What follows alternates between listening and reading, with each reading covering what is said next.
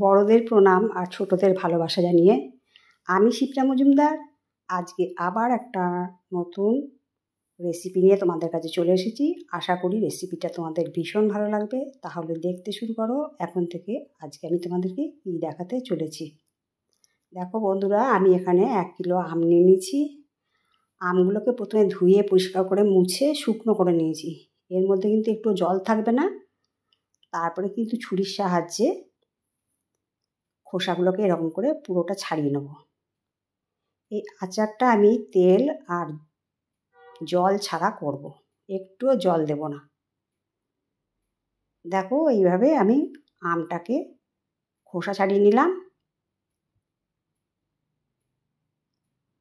আমের ভেতরে যে একটা আটি থাকে সেই আটিটাকেও ছাড়িয়ে নিচ্ছি। আমগুলো বেশ কচি, এরকম কচি দেখে আম নেবার চেষ্টা করবে তোমরা। এরপরে আমি পাতলা পাতলা করে এই আমগুলোকে কেটে নিচ্ছি। প্রথমে এইভাবে কেটে নিয়ে আবার সরু করে নিচ্ছি। তোমরা ইচ্ছা করলে এর থেকেও সরু করে নিতে পারো। এরকম ঝিরিঝিরি করে কেটে নিচ্ছি। পুরো আমগুলো আমি এইভাবে কেটে নেব।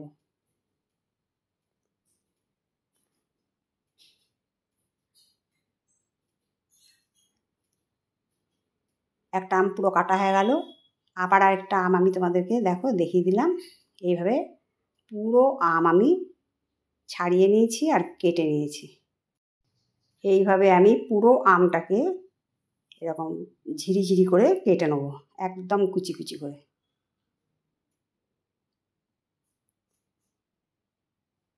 সম্পূর্ণ আমটা আমার পুরোটাই দেখো কাটা হয়ে গেছে। এবারে আমি একটা প্লেটের মধ্যে মৌরি, জিরে, 5 ফোড়ন আর 2টো শুকনো লঙ্কা নিয়ে নিয়েছি। সমস্ত কিন্তু 1 চামচ পরিমাণ করে আছে। এরপরে আমি গ্যাসের ফ্লেমে একটা কড়াই বসিয়ে ওর মধ্যে ঢেলে দিলাম। এবার ভালো করে একটু সুগন্ধ বেরোনো পর্যন্ত ভেজে নিতে হবে, যেন পুড়ে না যায়। এই রকম অবস্থা পর্যন্ত আমি এই মশলাটাকে ভেজে নেব।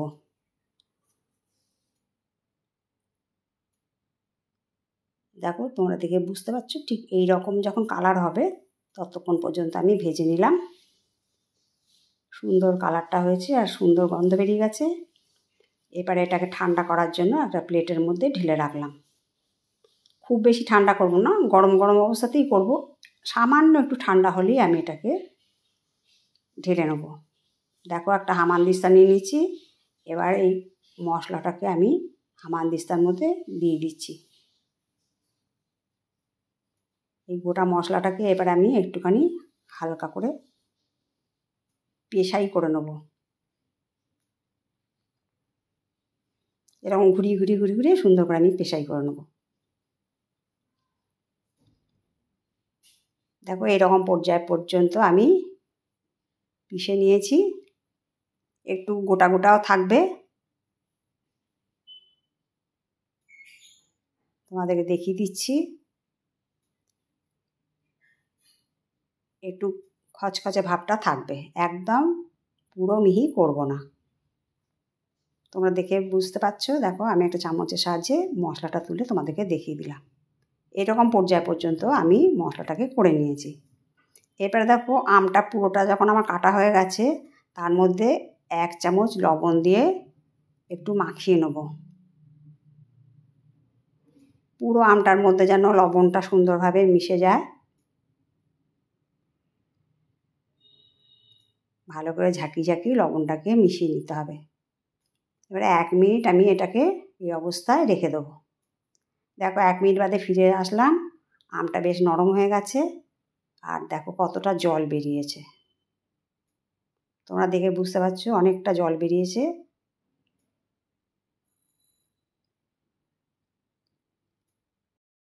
এবার দেখো একটা স্ট্রেনার নিয়েছি, স্ট্রেনারের মধ্যে আমগুলো সমস্তটা দিয়ে দেবো। আমাকে যতটা আমের রস আছে সেইগুলোকে বার করে নিতে হবে। এই স্ট্রেনারের মধ্যে দিয়ে দিলাম। এবার একটু চেপে দিলেই জলগুলো সমস্তটা বেরিয়ে আসবে।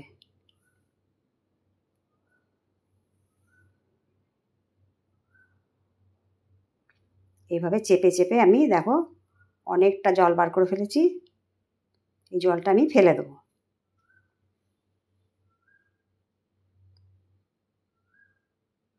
সম্পূর্ণ আম থেকে রসটা বার করা হয়ে গেছে।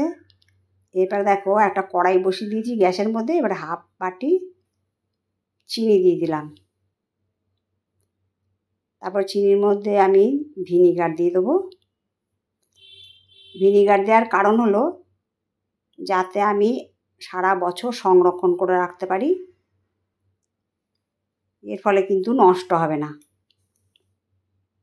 যদি কারোর বাড়িতে ভিনিগার না থাকে তাহলে তোমরা 1 চামচের একটু বেশি লেবুর রস দিয়ে দিও।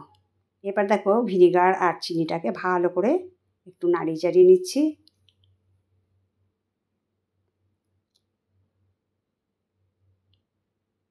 বেশ কিছুক্ষণ নাড়িয়ে চাড়িয়ে নেওয়ার পরে এবারে সমস্ত আমটা আমি ওই চিনির মধ্যে দিয়ে দিলাম। এরপরে চিনি আর আম ভালো করে ওপর নিচ মিশিয়ে নেব। যতক্ষণ না মেশানো হয় ততক্ষণ পর্যন্ত আমি আমটাকে দেখো পুরোটাই আমি চিনির সাথে মিশিয়ে নিচ্ছি। এইভাবে ধীরে ধীরে পুরো আমটার সাথে চিনিটাকে মিলিয়ে নিতে হবে।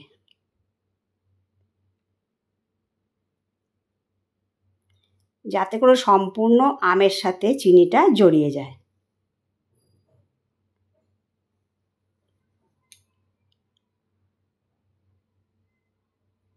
দেখো সুন্দর করে আমার চিনির সাথে আমটা মিলিয়ে নিলাম।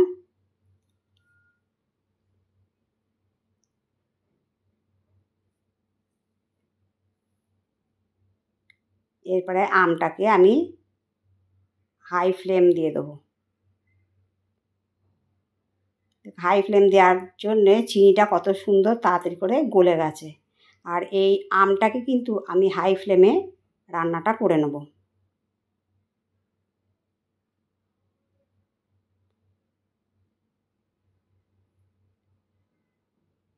দেখো ফুট ধরে গেছে।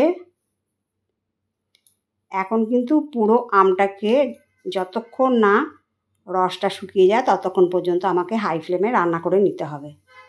আর এইভাবে রান্না করার ফলে কিন্তু সহজে আমগুলো গলে যাবে না। একদম গোটা গোটা সুন্দর মতন রান্না হয়ে যাবে। বেশ কিছুক্ষণ নাড়িয়ে চাড়িয়ে আমি এটাকে রান্না করে নেবো। দেখো আমের রসটা কিন্তু অনেকটা কমে এসছে।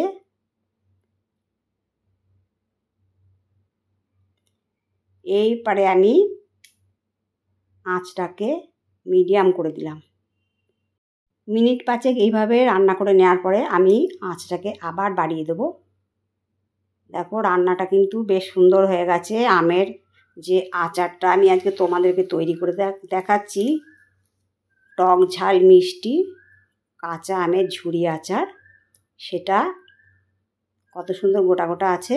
এরপরে যে মশলাটা আমি ভেজে রেখেছিলাম গুঁড়ো করে নিয়েছি সেইটা মিশিয়ে দিলাম। তোমরা যতটা পরিমাণে তৈরি করবে ঠিক সেই রকম পরিমাণে সমস্ত জিনিস নিয়ে নেবে। আমি এখানে 1 কিলো আমের আচার তৈরি করলাম। তাহলে বন্ধুরা তোমরা দেখতে পেলে কত সহজে টক মিষ্টি ঝাল ঝুরি আচার, যেটা 1 বছর সংরক্ষণ করতে পারবে আর একটুও গলবে না, সেরকম তোমাদেরকে আমি একটা রেসিপি দেখিয়ে দিলাম। দেখো কত সুন্দর দেখতে হয়েছে। তাহলে বন্ধুরা আশা করি তোমাদের এই রেসিপিটা ভালো লেগেছে। যদি ভালো লাগে লাইক শেয়ার কমেন্ট আর সাবস্ক্রাইব করে আমার চ্যানেলের পাশে থেকো। আর যদি কোনো নতুন বন্ধু এসে থাকো তাহলে অবশ্যই বেল বাটনটা অন করে দিও, তার সমস্ত নোটিফিকেশান তোমাদের কাছে পৌঁছে যাবে। দেখো একদম গলেনি, গোটা গোটা সুন্দর হয়েছে আচারটা। তোমাদেরকে একটু ভালো করে দেখিয়ে দিচ্ছি। তাহলে বন্ধুরা আশা করব তোমরা এইভাবে তৈরি করে নেবে আর সুন্দর সুন্দর কমেন্টসের মাধ্যমে জানাবে আজকে আমার এই টক মিষ্টি ঝাল ঝুরি আচার রেসিপিটা তোমাদের কেমন লাগলো। তাহলে আজকে এই পর্যন্ত রাখি, অন্য কোনো দিন অন্য রেসিপিতে আবার দেখা হবে, কেমন? টাটা।